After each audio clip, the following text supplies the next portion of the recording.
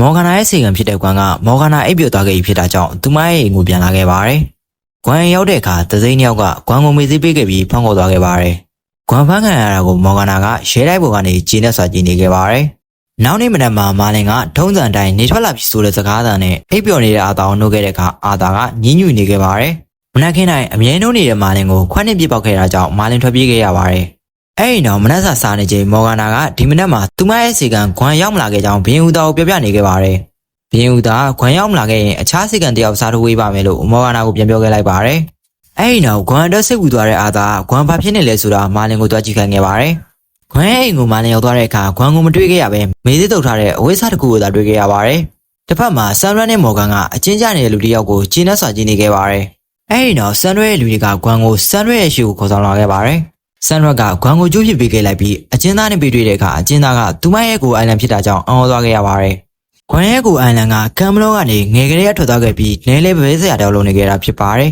။လက်ရှိမှာအိုင်လန်ကသူဘာမှမလုပ်ခဲ့ပဲခွမ်လိုပဲပြန်ပေးဆွဲခဲ့ရကြောင်းပြပြနေတာကိုဆန်ရွက်နဲ့မော်ဂန်ကတိတ်တိတ်ဆိတ်ကြည့်နေခဲ့ပါတယ်။တစ်ဖက်မှာမာလင်ကခွမ်အိမ်မှာတွေ့ခဲ့ရတဲ့ဝိစာကိုအာသာကိုပြနေခဲ့ပါတယ်။ခွမ်ကအဝေးလဲချုပ်တက်တာကြောင့်သူမရဲ့အိမ်မှာဝိစာရှိတာမထူးဆန်းကြောင်းအာသာကပြန်ပြောခဲ့လိုက်ပါတယ်။အဲဒါကြောင့်မာလင်ကအဝိစာကိုပေးယူခိုင်းခဲ့တဲ့အခါစိုးရတဲ့နတ်တစ်ခုရခဲ့ပြီးခဏတာမူလဲသွားတာကြောင့်မော်ပညာနဲ့ထိုင်ကုန်ကိုယူလေရစီကအာသာကိုဖမ်းခဲ့ရပါတယ်။တခဏအကြာမှာသတိရလာတဲ့အာသာကိုခွမ်မေသေးပေးခံရပြီးပြန်ပေးဆွဲခံရတာဖြစ်နိုင်ကြောင်းမာလင်ကရှင်းပြခဲ့ပါတယ်။တစ်ဖက်မှာပြန်ပေးဆွဲခံရတဲ့ကွမ်ကိုကောက်ကျစ်တဲ့ဆန်ထွက်ကအာသာကိုတစ်ဖက်တွင်မခွန်လာခဲ့ရင်သူမရဲ့ကိုအိုင်လန်ကိုတက်ပစ်မယ်လို့ချင်းချောင်းနေခဲ့ပါတယ်။ဒါရီယာလုံးကမော်ဂန်နဲ့မော်ဂန်နာရဲ့ကြံတွေဖြစ်ပြီးအာသာကိုတက်ပစ်ကထိနှံကိုပိုင်စီခြင်းနေတာဖြစ်ပါတယ်။ကမ်မလော့မှာတော့အာသာကခွမ်ပြောက်သွားခဲ့တာကြောင့်သူမကိုပြန်လဲရှာဖွေဖို့ရင်းမက်တွေကိုဆေလို့တင်ကြောင်းဘင်းဦးသားရှောက်တင်နေခဲ့ပါတယ်။ဘင်းဦးသားစေကန်တယောက်အတွက်သူ့ရဲ့ရင်းမက်တွေကိုမဆေလို့ချင်ပေမဲ့ပြင်းသမီးတော်မော်ဂန်နာရဲ့စေကန်ဖြစ်ကြောင်းအာသာကထောက်ပြခဲ့တာကြောင့်မျိုးရဲရှာဖွေဖို့တပွဲဆေလို့ခဲ့ပါတယ်။နောက်နေ့မနက်မှာခွမ်က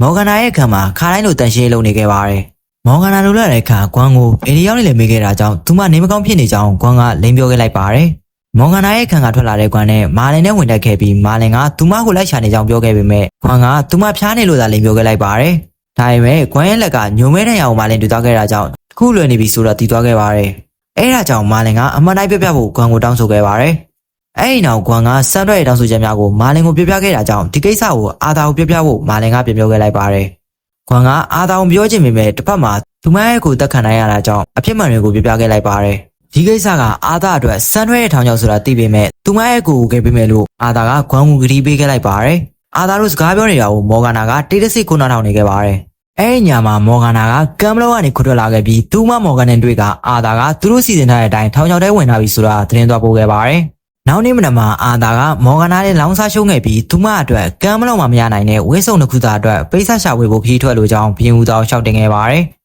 တကယ်တော့ခွမ်ရဲ့အကူကိုသွားခဲ့လို့တာကြောင့်အမှန်တိုင်းပြောရင်ဘင်းဦးသားမလွတ်မှသိနေတဲ့အာသာအခုလိုလိန်ပြောခဲ့တာဖြစ်ပါတယ်။မာလင်ကခွမ်ရဲ့အကူပြန်ပြီးဆွတ်ခံရတဲ့မှုမှာမော်ဂန်နာကိုတန်တရားရှိကြောင်းဂါရက်ကိုပြပြနေခဲ့ပါတယ်။ဂါရက်ကခွမ်ရဲ့ကိုသွားခဲ့ဖို့အာသာခုလိုမစွန်သားတဲ့ကြောင်းမာလင်ကိုပြောခဲ့ပေမဲ့မာလင်ကသူ့ကိုစောင့်ရှောက်ပေးမယ်ဖြစ်ကြောင်းဂါရက်ကိုပြောကနှုတ်ဆက်ခဲ့လိုက်ပါတယ်။အဲဒီနောက်မာလင်ကမြင်းတွေကိုပြင်ဆင်ပေးနေခဲ့ချိန်ခွမ်ရဲ့ကိုခဲ့ဖို့ခီးမှာမော်ဂနာပါမယ်ဆိုတာသိခဲ့ရပါတယ်။အဲဒါကြောင့်မာလင်စိတ်ပြတ်သွားခဲ့ရပြီးအာသာကိုဘာလို့မပြောတာလဲလို့မေးခဲ့လိုက်ပါတယ်။တကယ်လို့သူတို့တိုက်ခံရတဲ့အခါမော်ဂနာကနောက်ကနေကူညီနိုင်မှာပါလို့အာသာကပြန်ပြောခဲ့လိုက်ပါတယ်။အဲဒီနောက်မာလင်အာသာခွမ်နဲ့မော်ဂနာတို့ကအိုင်လန်ကိုကယ်ဖို့စမ်းထွက်ရဲလိုက်ရှိရာကိုထွက်လာခဲ့ကြပါတယ်။လန်ကီးတခဏနားတဲ့အခါမှာမော်ဂနာကထင်းရှာထွက်ခဲ့ချိန်မာလင်ကိုပါလိုက်သွားဖို့အာသာကပြောခဲ့လိုက်ပါတယ်။အဲဒီနောက်အာသာကဂွမ်နာကိုကတ်သွားခဲ့ပြီးအထုပ်တွေကိုချပေးခဲ့လိုက်ပါတယ်။မော်ဂနာနောက်ကိုလိုက်လာခဲ့တဲ့မာလင်ကသူ့ကိုအာသာလွတ်လပ်ကြောင်းပြောပြခဲ့ပြီးတော့အာသာနဲ့ဂွမ်ကမော်ဂနာကိုယူဆိုင်ပြီးတစ္ဆာရှိကြောင်းမာလင်ကပြောခဲ့လိုက်ပါတယ်။မော်ဂနာက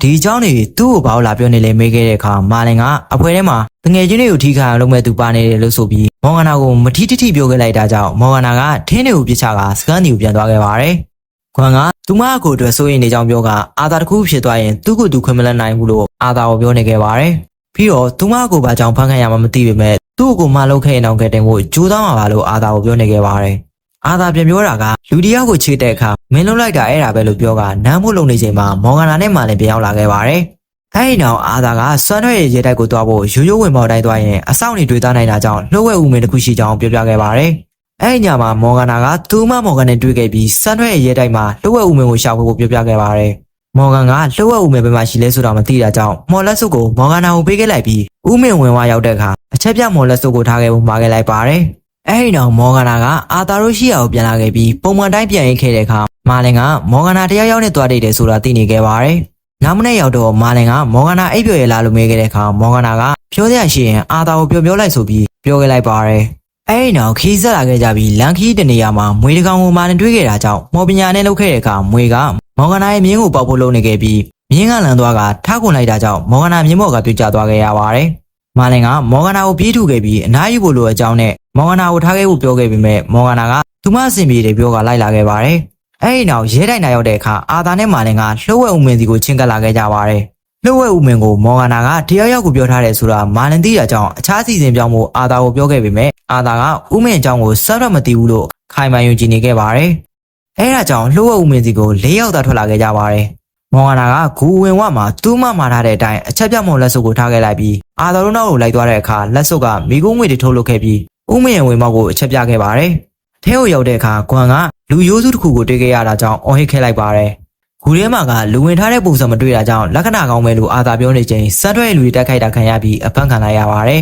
။မာလင်နဲ့အာသာကိုအချင်းကန်းတစ်ခုတည်းဖမ်းထားခဲ့ပြီးကွမ်ကိုတော့သူမရဲ့ကိုယ်အိုင်လန်နဲ့တူဖမ်းဆီးထားခဲ့ပါတယ်။မော်ဂန်နာကတော့သူ့မမော်ဂန်နဲ့စမ်းထွက်တို့နဲ့တိတ်တိတ်ဆိတ်တူနေခဲ့ပါတယ်။မာလင်နဲ့အာသာကအခန်းချင်းတွေကလွန်မြောက်ဖို့အစီအစဉ်တစ်ခုလှုပ်ဆောင်ခဲ့ကြပါတယ်။မာလင်ကအာသာပြောက်သွားကြောင်းအဆောင်တွေကိုလိမ်ပြောကအကူအညီတောင်းခဲ့လိုက်ပါတယ်။စောင်းနေကအထဲဝင်ကြည့်တဲ့အခါတခုမှကပ်နေတဲ့အာသာကအဆောင်နှစ်ယောက်ကိုအသာလေးမှောက်သိမ့်နိုင်ခဲ့ပါတယ်။အဲဒီနောက်ဂွမ်နဲ့အိုင်လန်ကိုပါခဲ့ခဲ့ပြီးဂွမ်တို့ခန်းမှာမော်ဂန်နာကိုမတွေ့ခဲ့တာကြောင့်အာသာကသူတို့၃ယောက်ကိုကမ်မလော့ကိုပြန်လွတ်ကမော်ဂန်နာကိုတွားခဲ့ဖို့စီစဉ်ခဲ့ပါတယ်။အာသာတို့တွားခဲ့တာကြောင့်အချက်ပေးကောင်းလောက်သမီးလာတာကိုမော်ဂန်နာကိုကြားခဲ့ရပြီးအာသာကိုတခါတည်းမရှင်းပြတဲ့စံထွက်ကိုမော်ဂန်နာကအပြစ်တင်နေခဲ့ပါတယ်။အာသာကမော်ဂန်နာမပါဘဲထွန်ပြေးဦးဆိုတာသိနေခဲ့တဲ့မော်ဂန်ကစိတ်မပူဖို့ပြောခဲ့လိုက်ပါတယ်။အာသာကတော့မော်ဂန်နာကိုလိုက်ရှာနေခဲ့ပြီးရဲမတချိုနဲ့တိုက်ခိုက်ကစန်ရွက်ရဲ့ခန်းစီကိုရောက်လာခဲ့ပါတယ်။အဲဒီခါစန်ရွက်ကမော်ဂန်နာကိုဒဇာကန်လှုပ်ထားသလိုဟန်ဆောင်နေခဲ့ပါတယ်။အဲအချိန်မော်ဂန်ထွက်လာခဲ့ပြီးမော်ပညာနဲ့မီးတောက်တစ်ခုဖန်တီးကအာသာကိုတိုက်ခိုက်ဖို့လုပ်နေချိန်နောက်ကလိုက်လာတဲ့မာလင်ကမော်ဆွမ်းနဲ့ပြန်လည်ခုခံခဲ့တာကြောင့်ကြီးမားတဲ့ပေါက်ကွဲမှုတစ်ခုဖြစ်သွားက